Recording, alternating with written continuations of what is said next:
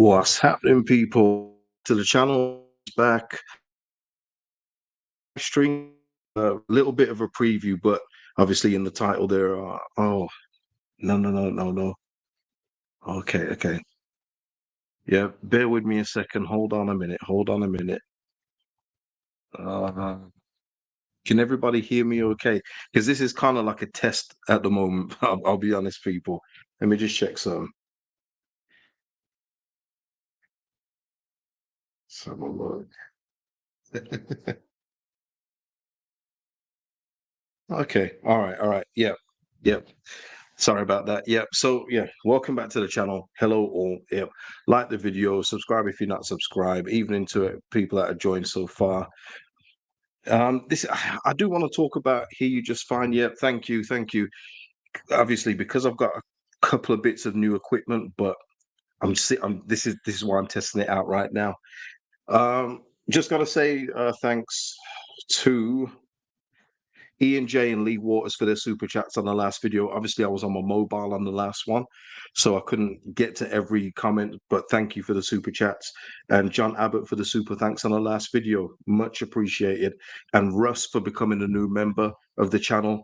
Big up to you. If you want to become a member of the channel, link is in the description of the video. T85 is saying maybe it's really the $1 million man, Ted DiBiase, who's linked with buying us. Well, yeah, I'm going to talk about that in just a minute. T85. But I'm just going to start with the obvious news, which is that Matheus Klich has left the club. Um, yeah, I mean, it was a surprise for myself and I guess for a lot of people because nothing was announced by the club. They kept that very quiet that he was going to leave pretty much straight after the West Ham game and that, he's probably off to DC United and to join Wayne Rooney over there. But what I will say is that obviously, for me personally, I do think that it's 2 years too late. I think he should have left a couple of years ago. But I know a lot of people because I got messages saying, why would the club not announce this? Why would they not let people know that Matheus Klich is leaving? But I do think it's probably more of a thing by Matheus Klich that maybe he didn't want to be the focus of the day. You think of Matheus Klich, even forget his ability on the pitch or whatever you think of him. He's always been a team player, hasn't he? He's always been a team player. Even when he came back from his loan spell from Holland, he was always looking after the team first. You've got to think that maybe between him and the club, for various reasons, whether it was safety as well, because you got to think everybody in the crowd probably would have wanted to stay over, and then there would have been people outside. Matheus Klich for whatever you want to say about him, was a very, very popular figure with the fans, very popular. A lot of people would probably still have him today. So there would have probably been an overflow outside, and maybe they didn't have the facilities for stewards, police, whatever it may be. And maybe that's why they didn't announce it. Maybe as well, people would have been on Jesse Marsch as well, that knowing in the morning it was his last game and he's not starting, maybe that would have taken some of the attention away. Why isn't Klich starting in his last game? I'm sure there's various reasons why. I know a lot of people think it was unfair that it was just out the blue, but I can kind of understand it in many ways. I mean, how did you guys feel about that? Andy D saying great servant to the club. John B saying marvelous servant to the club. Yeah, I mean, listen, in the past, in the Premier League years, I think it's been more of an after pitch thing because you've seen the messages from various players that have come in recently, and they've thanked Matheus Klich a lot in terms of thank you for helping me off the pitch and everything else like that. He's been good off the pitch in the Premier League. My highlights for Matheus Klich are in the Championship. People wouldn't believe it, but he was legitimately one of my favorite players in the Champ. I thought he was terrific for us, a real box to box midfielder who could do all the dirty work, but he was getting goals, he was getting assists, he was helping out. He was really, really good in the Champ. That for me was his absolute peak at Leeds United. And he was always reliable, whether it's Saturday to Tuesday, Sunday, Tuesday, Sunday, Wednesday, it didn't matter. He would be there and he would be playing, and he would keep up a very, very high level in the Champ. And that's what I'll always remember about Matheus Klich. Above all else, I remember that more than anything. I do believe he overstayed his welcome, and I think as well, it's something that I said when you saw the goodbyes and everything else like that. Viktor doing the whole cleaning his boots thing and everything else like that. That's what I'm talking about. You could see it was very, very emotional. very, very emotional for, the whole. I think it's been a whole emotional process for them to sever ties at this stage. Did anyone think that we should have got a little fee for Matheus Klich, considering his contract wasn't up until next year? Or are you fine with him doing his service and granting him a free transfer to America? It's very interesting. I thought we could have collected a little fee somewhere, but who knows how many clubs would have been in for him? Who knows how many clubs would have been in for him? And maybe it was just like a handshake just to say thank you for everything. Go ahead and continue career where you'll probably get more game time. Leeds is saying he did well during his time with us. Sad he's gone, but needed to go. Was not cut out for the Prem at his age. Yeah, I mean, for me, I think he only had overall a good 1.5 months, and that was when we first came up. I thought he started off brilliantly, and then he's just, even under Bielsa, even Bielsa wasn't starting him in a lot of games as well.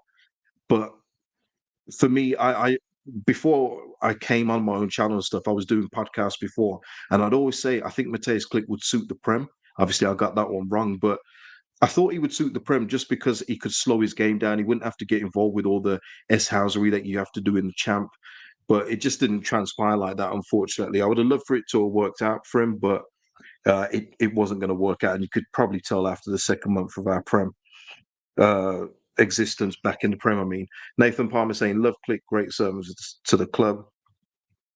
Luke W saying Marsh not paying him ended any chance of getting any type of fee. See, I don't agree with that because I see other clubs sell players who don't get played in the first team and they get fees for them. It can't just be a Leeds United thing, I'm afraid. Look around, you'll see some players that hardly ever get played and they get sold for fees. Um, Acton Dave is saying, I think we should have got something for him. Yeah, I mean, he's got 18 months left on his contract, and I think you could have got a little thing, but maybe it's just a good, gesture of goodwill by Leeds United to let him go for free because they probably couldn't get interest from any other club. I mean, he's gone to DC United. I will say that he's gone to DC, so again, kind of shows you where he's at currently in his career as well. And Leda Francis saying onwards and upwards, please. Yeah, absolutely. I mean, Jesse Marsch did allude to it as well, saying that he doesn't think we're going to get in anybody else because we've got cover, which is very scary. Maybe he's talking about Greenwood. Maybe he's talking about JB. Either way, it's scary. I wish that they would just get somebody. But again, as well, you're not just going to come out and say, well, now Klich has gone. We are so desperate for a midfielder. Please, we need to get someone in because then you're alerting the selling clubs that we're very, very desperate. So we'll see how it goes. We'll see what comes by the end of the transfer window if he was being serious or not.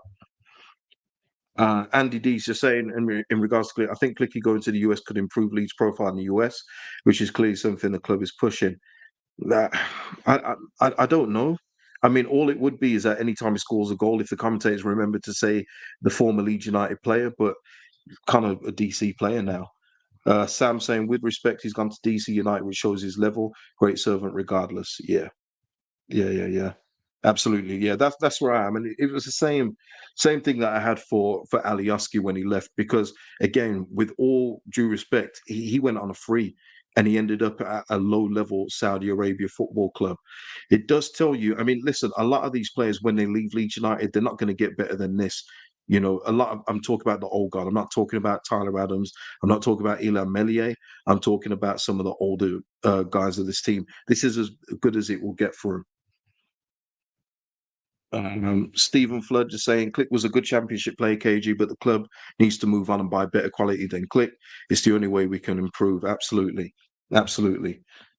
Gavin Parry just saying free because we only paid 1.5 million for him. Again, doesn't matter about that. We see we've got there's a mentality at Leeds United with some fans where we just accept the bare minimum or just accept being stepped on. I mean, I'm not mad at him going for free. I said by any means necessary at one point, so I'm not mad at it. But you can still get money even though we only paid 1.5 million. But for full context of what Gavin's saying there, we definitely got more than 1.5 million's worth out of him.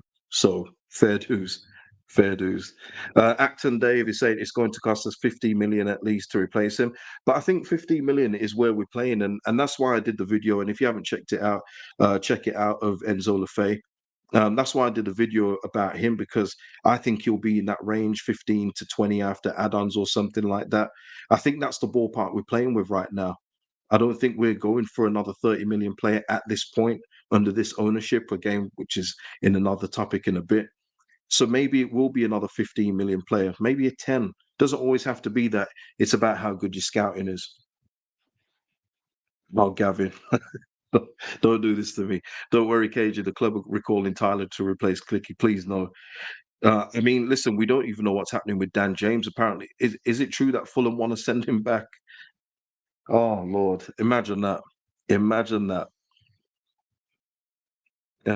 Yeah, and he was still due over 2 million wages on the rest of his contract, so we saved that at least. Fair, fair. I mean, listen.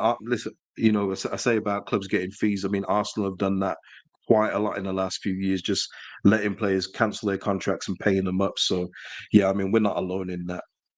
Um, Adrian just saying, hopefully with the breakup with the promotion lads kicks on. Yeah, thanks for the memories, but we have to grow. Absolutely. You see where we are. You see where we are, and you look at Jesse Marsch. By the way, I want to talk about the FA Cup just later on. It's kind of like a throw on at the end of this video, but Jesse Marsch is looking beat up. I don't know how you guys feel about it, but I saw Jesse Marsch today in the press conference. Think back to a year ago when he first joined. That guy was full of life. He was full of hope. But now it looks like the hope's gone from his eyes. I think he can't believe what's going on. But it's a collective thing, isn't it? It's a collective thing. He doesn't have the tools, but at the same time, he hasn't been using the tools correctly in some games. It's tough for him. You know, he talks about wanting to take the game by the scruff of the neck and go for the kill in certain games, but we're just not capable of doing it at this point in time. Just not capable. But yeah, it's mad how Jesse looks these days, man. It's absolutely mad. Pressure, pressure. He looks almost as bad as Frank Lampard. Listen, I'm doing this while the Man U Everton game is on. Frank Lampard came out the tunnel looking absolutely beat down. Crazy.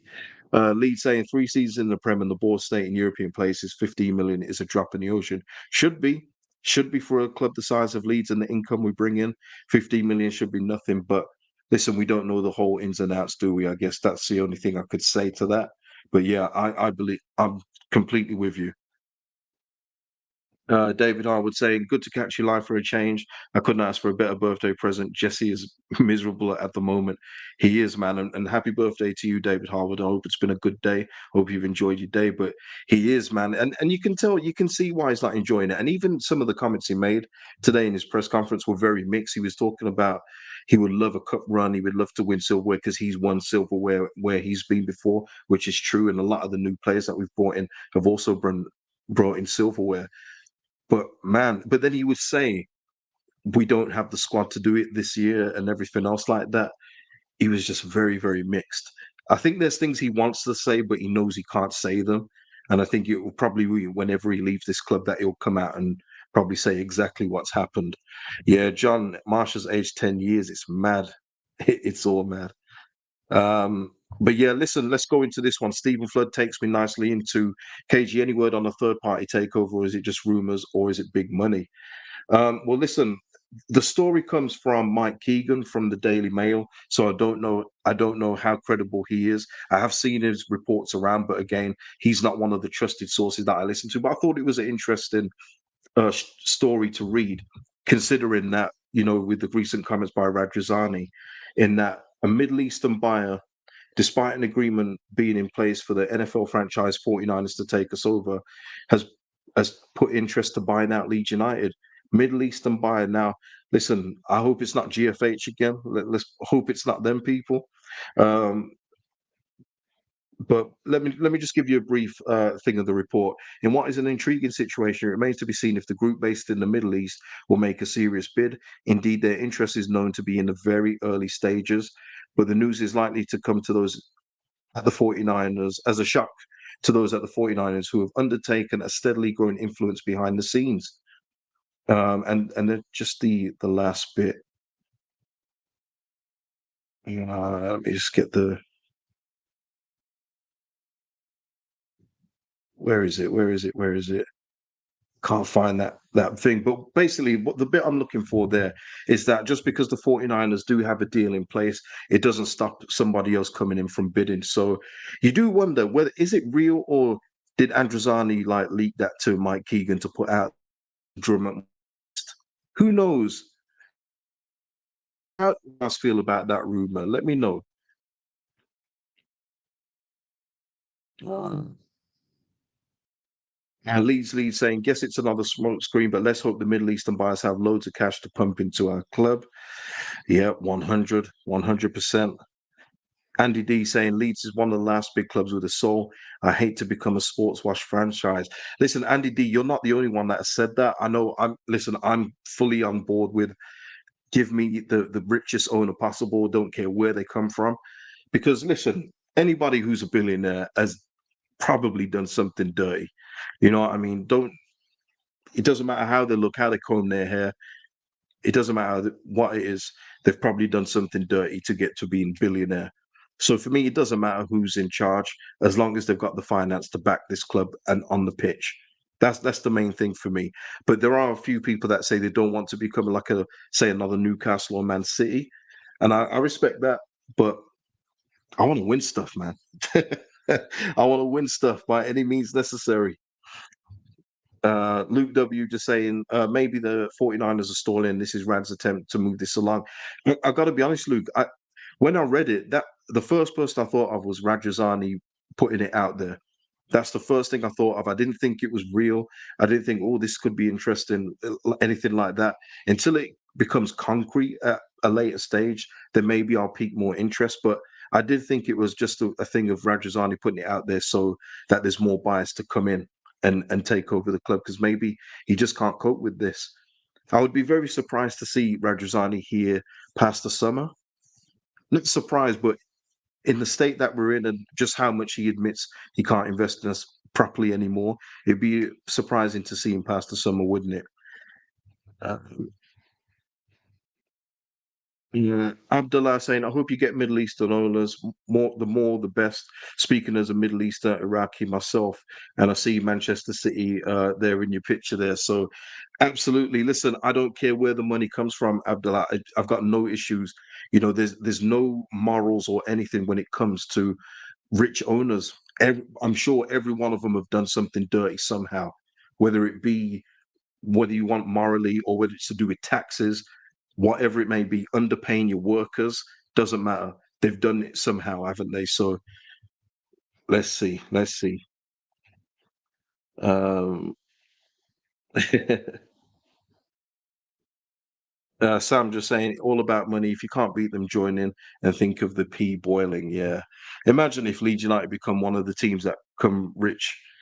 Yeah, the Premier League wouldn't like it, man. The Premier League fans, I should say, they wouldn't like it. But yeah, I thought I'd just mention that because I thought it was an interesting story. But myself, I think it's more thrown out there by Rajazani to the press. And on that, the Leder Francis is just saying to compete, all Premier League clubs need large financial backing. They need deep pockets to keep the club up to pace. The ground will eventually need updating as well as a squad overhaul. And it's not even just an overhaul, Leder. It's eventually just to replace one or two a year with quality players. It's not just always because you don't, if you've got a good squad, you don't need to replace 5 or 6 each year that we currently seem to have to do. You just have to make the right moves, and once you get to that stage, it's lovely. It's lovely, but the way we are right now with the squad, the way it is, we have to do major surgery each window, and it's just not. It doesn't work well when your owner doesn't have the money to do it. Unfortunately, uh, Ram saying, oddly enough to you, KG, but Leeds are really popular in Europe, probably more than in England. Oh no, Ram, I know there's plenty of supporters clubs that I see around that have got large memberships, especially like in Scandinavia. I see that one a lot. There seems to be loads in there. But yeah, that's what I'm saying. The global fan base of Leeds United is huge, and it's got bigger as we've got into the Premier League. So it's a one club city. It's begging for a rich owner to take over, but we just have to wait and see. We just have to wait and see. Yeah, Gary Parry, no more GFH. What a disaster that was. What a disaster that was. Oh man, did not like that at all.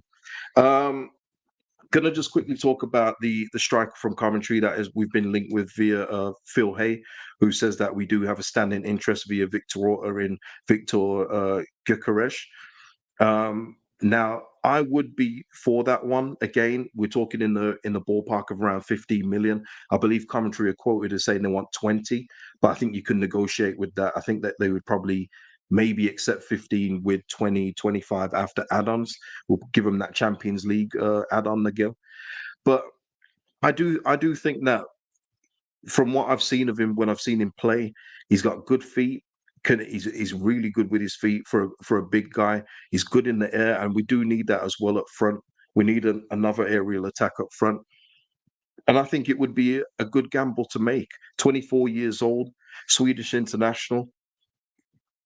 Yeah, I think it would be a good idea. Uh, what is it?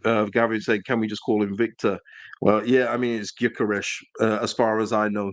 As far as I know, that's how you say his name. But I'm sure he doesn't mind Victor. It's his birth name, isn't it? But yeah, I think it would be. It's not one that moves me off my seat, but I do think there is potential there for him to be a success in the Prem. He does have the tools for me to be a good Premier League striker. Um, for me, it's better than some of the other options that I've seen people ask me about. And I'm sorry if I've ignored you, but I just don't have any interest in talking about the players that you keep on mentioning, and because it's boring to me. The one guy for me is turning into the Billy Sharp and Adam Lafondra of our Premier League time. But I hope it goes the way of Adam Lafondra and that he never signs for Leeds United. I hope it's that way because I'm just sick of talking about him. Sick and sick of talking about him. But for me, I would rather take a chance on somebody that will come from the champ and potentially give you 10 goals, 10 to 12, goals, rather than somebody who's been in the Prem forever and can't get past 10. And even his own fans want him out. Even his own fans want him out. I'm just, yeah, give me something that is unknown but has the potential to be great. That's what I would go for. How do people think about Viktor Gyökeres? Let me know. Uh, all leads away saying, why no Brereton Diaz out of contract in the summer? Surely Blackburn would entertain a reasonable offer. Yeah, I don't think they will entertain it right now because Blackburn are in the playoff places, and it's the same as always. If you're in the playoff place and you got a chance to go up, why not keep your best player and take the chance of getting the millions in the via the playoffs rather than let him go and then you just drop out the playoffs completely? I think they'll probably just keep him this month unless a Premier League club get desperate and gets him out of there. That's my feeling anyway when it comes to Brereton Diaz. Leeds is saying, agree. Loads of champ players have made it in the Prem. Yeah, loads, loads, man. You know what? You know what's frustrating? I wish had done my channel when Ivan Toney was still at Peterborough, because I remember when we first came up, I said we're gonna need something behind Bamford.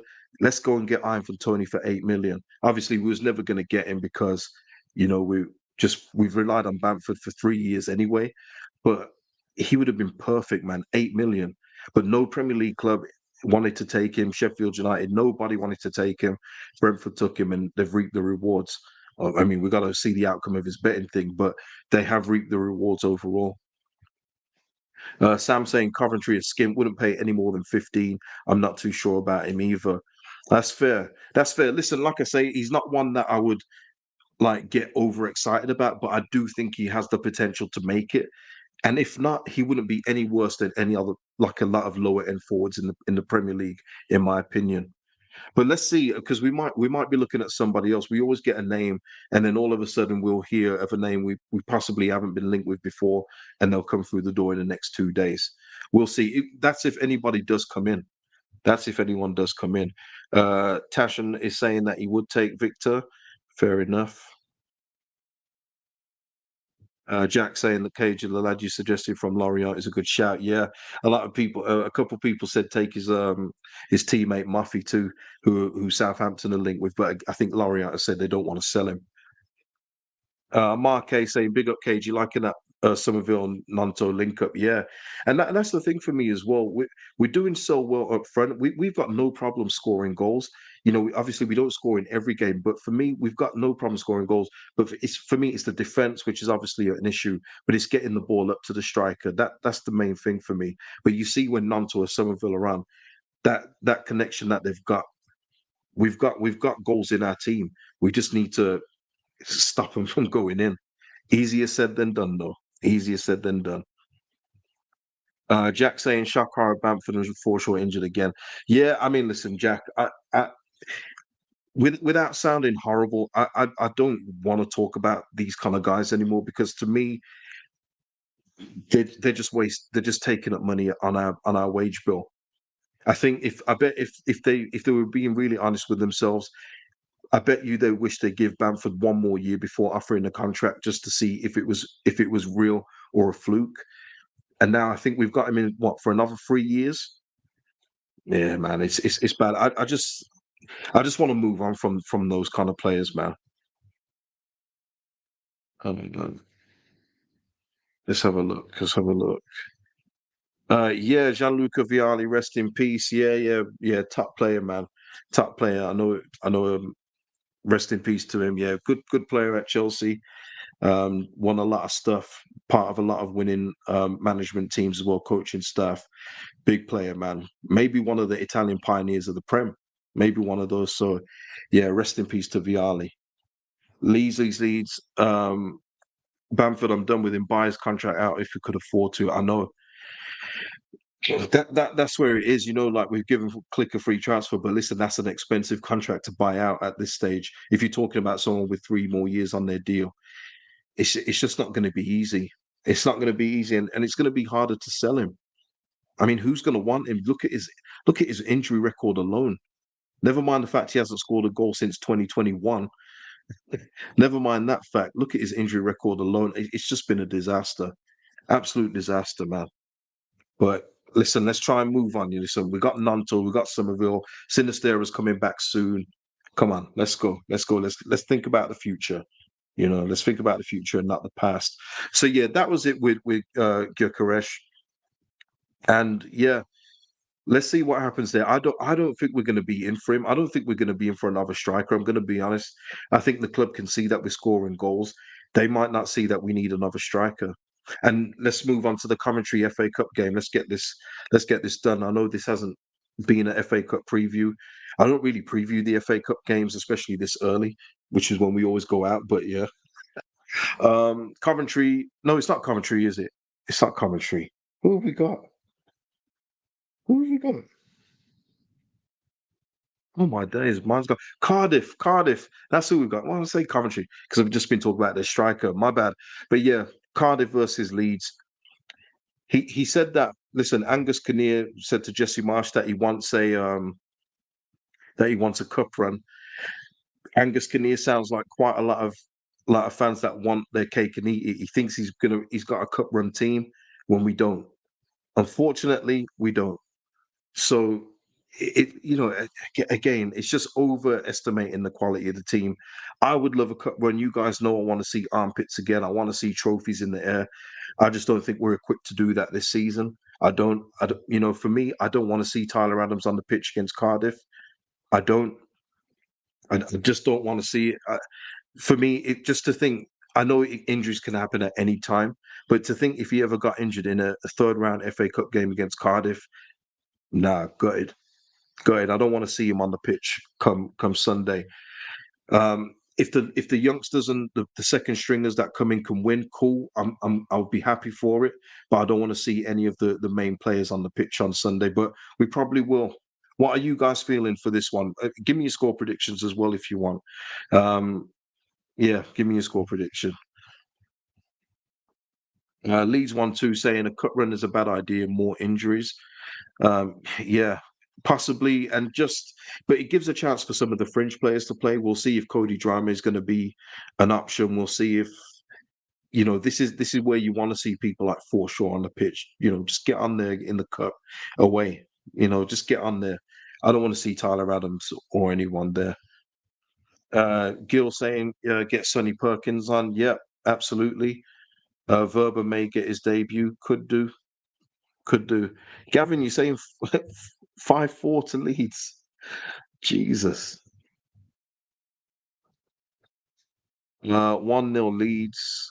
Feisty 2-1 Leeds. Jack saying 3-1. Does anyone think, if I say Coventry also, does anyone think Cardiff will win this game?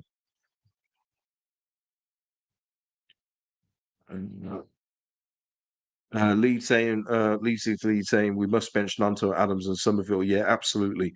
Rack them up for this game. Get Harrison out there. Yeah, play him. Play four. Yeah, play what Jay in this kind of game. Let's see what some of these players can do. Yeah, a lot of people saying Leeds wins. Interesting. Very, very interesting. 4-1.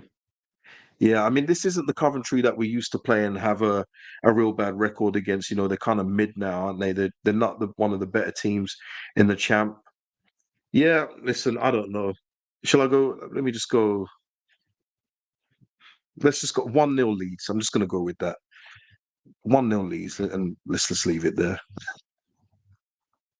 Uh, Billy Big Licks is saying a 4-0 win. Fair enough. Fair enough. Yeah. Yeah, Cardiff. Yeah, I know. Coventry, Cardiff. I wasn't even going to come on today. You know what I mean? But I thought I'd just test out a few things on this live today. Um, so forgive me for that pause at the beginning. But yeah, let's have a look. Andy D here. JB Greenwood, Yelder, Verba, Gelhart, all ones that need minutes. Perfect, Andy. That's what I mean. Get those players in the starting 11, and I'll be fine. And if they get through, they get to play in the next game too. So I don't want to get knocked out the cup. Not saying that one bit. Um, but I want to see the more second string first teamers get into that starting 11 and give the real first teamers a break for the Premier League. We need it this season. We're not in a position to play them all in every single game. We're just not. Um, yeah, Ray saying 2-0 to us, KG. Have faith. I said 1-0. It's faith, isn't it? Robbie saying we are definitely capable of losing this. Mark, that's tremendous. The question is, are you doing a live? If so, 5-0 loss. That's try. I don't know if I'm going to do a live one. I don't know for an FA Cup game. I'll be honest. Have to. I'll always be honest with you, people, and I have to have vested interest in it. And Cardiff versus Leeds, FA Cup third round. I don't know how much I've got in me, but I will be here after the game, regardless. Anyway, with the post match reaction. So stay tuned for that. Niall Smith is saying he'd play Adams. What? Just get Forshaw, get JB in there. Oh, not Adams, man. Don't want to see that. I don't want to see it.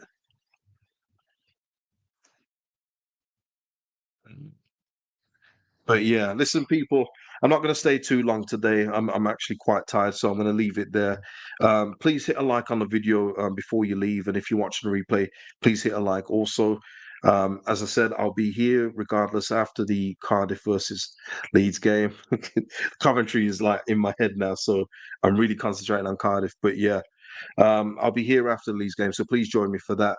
And unless there's any breaking news before then, I'll see you then. So peace out, people. And if you haven't seen the last video of me talking about Enzo Lefebvre, he's not linked with Leeds United, just saying, but he's somebody that Leeds United should be looking at. So please check that out too.